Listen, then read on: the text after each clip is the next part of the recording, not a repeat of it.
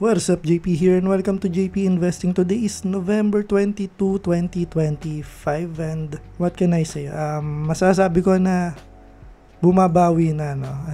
At least bumabawi na ngayon yung PSEI, no? So, sunod-sunod to, 3 araw, ang laki na ng tinaas, no? So, syempre medyo nakabawi na rin yung portfolio natin, no? Congrats dun sa mga hindi nagbenta, no? So, bali, ganun lang naman yan di ba? Sinabi ko na dati na ayaw ma-close. Sinabi ko rin dati na kusa lang babalik yan where it belong, no? As long as hindi naapektuhan yung mga kita ng mga company, kahit na merong mga corruption, geographical or geopolitical issue, no? Kahit anong issue man yan, syempre normal na babagsak yung sentiment ng index natin, pero syempre noise lang yan no? Aside from that, after nung mga ingay na yan, babalik at babalik din kung saan dapat nandun yung presyo ng mga stocks or yung index, no? So ayun lang, no? So punta na tayo sa ating Excel file. So ayan, nandito na tayo sa ating Excel file and we are now on week number 109, no? So, grabe, 109 weeks na tayo nag-i-invest. So, last week, hindi ko sure nakapag-video ba ako last week? Wait, check ko lang. 422. So, ay, hindi pala ako nakapag-video last week. So, share ko na lang din, no?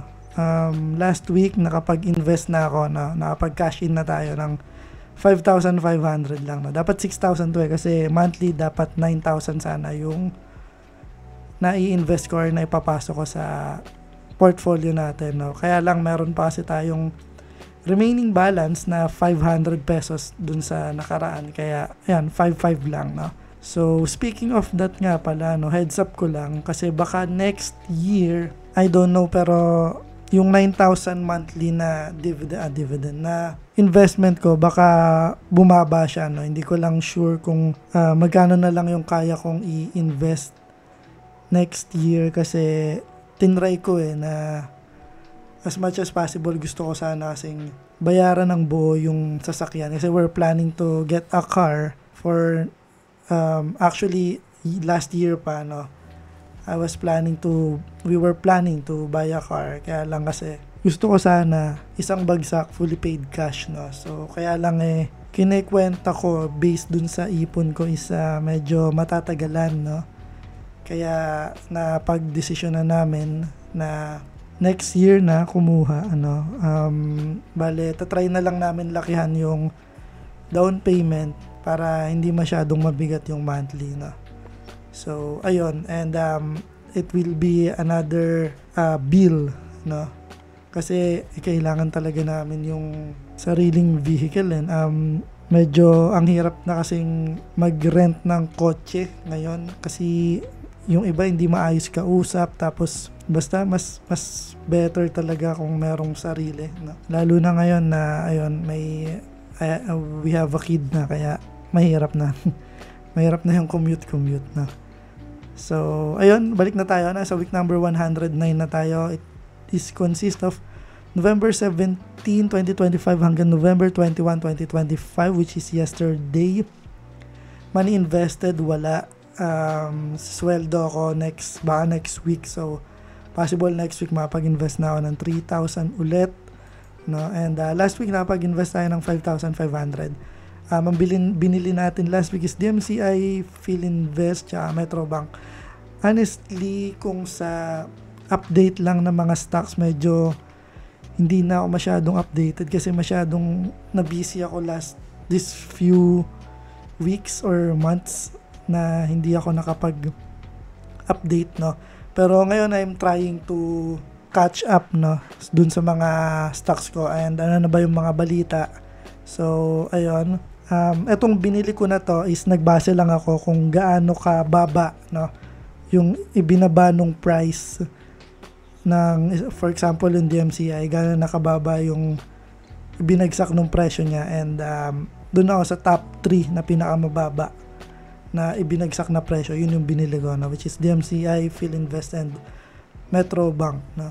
And then ngayong week number 9 is nakatanggap tayo ng dividend, which is yung DMCI at Semirara pala to. Hindi ko nalagay yung DMC.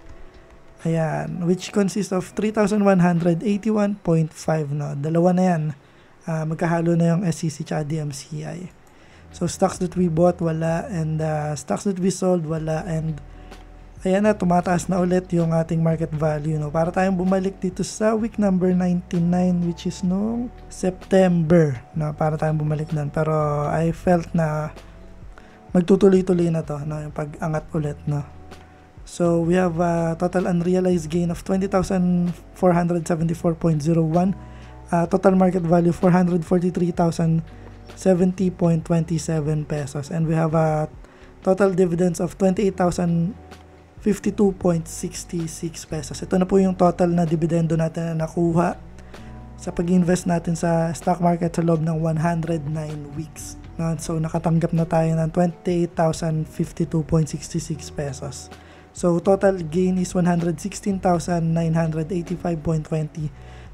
Ito na po yung total gain ko, meaning kasama na po dito yung dividend, yung capital appreciation, and realized gain, no? Yung mga na-take profit natin, kasama na dito sa 116,000. And we have a percentage gain of 35.88%. Di na masama, di ba? 2 taon, no? 35, almost 36%. No? And we have a total money invested. Teka lang, dagdag pa dito. Ayan, nadagdag yung 5,500.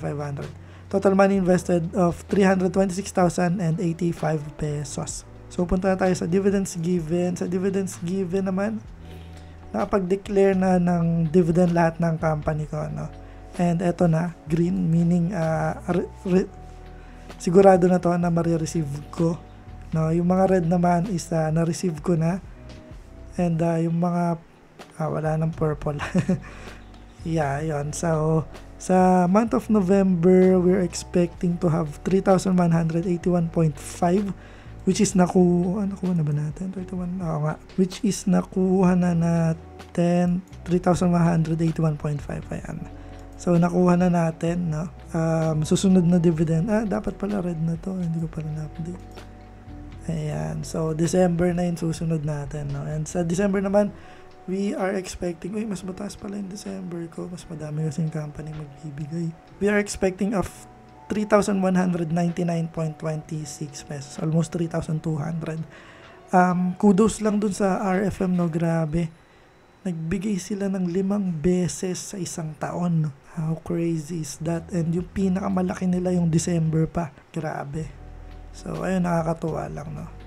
And we have a total dividend received within the year 2025 of 22,026.27 pesos. Puro 20.27 pesos na. Malaki na siya, malaki na yung talon niya compared dun sa dividendong na-receive natin ng 2024, which is 9,653.04.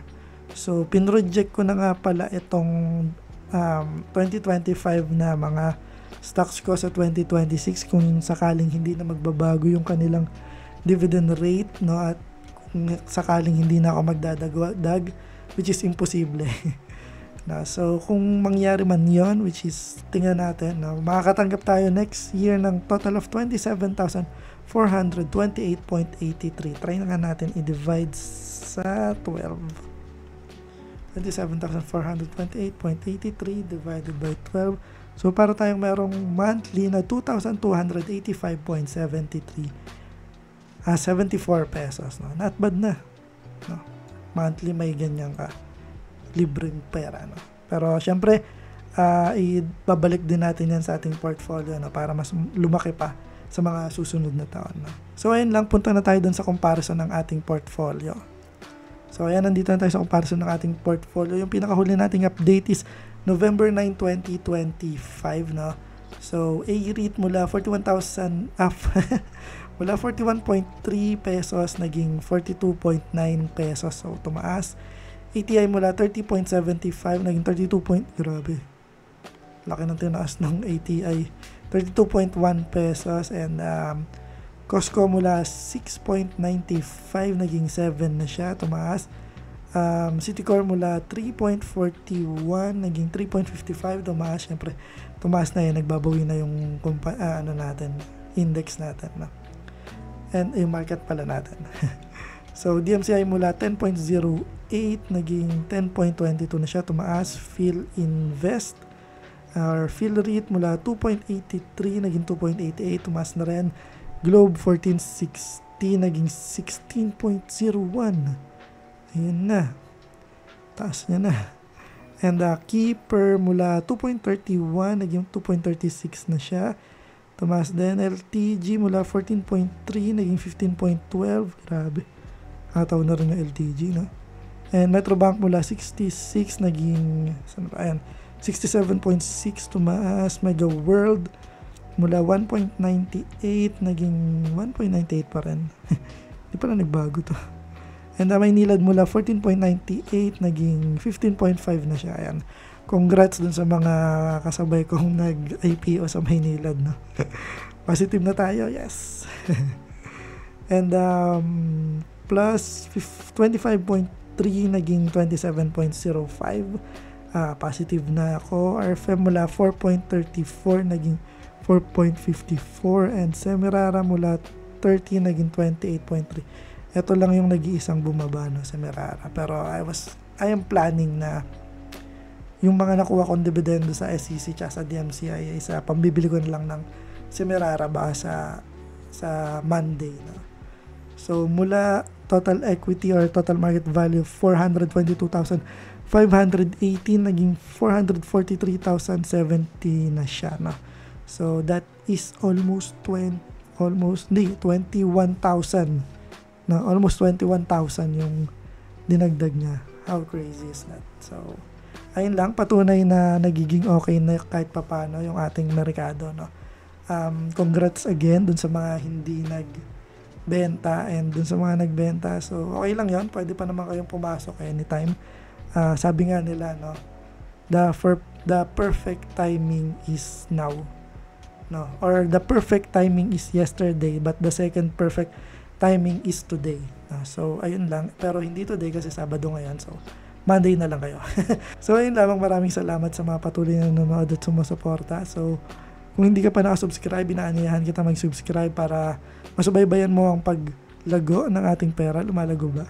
Siyempre, ang ating investing journey, no? So yun lamang, maraming salamat. JP out.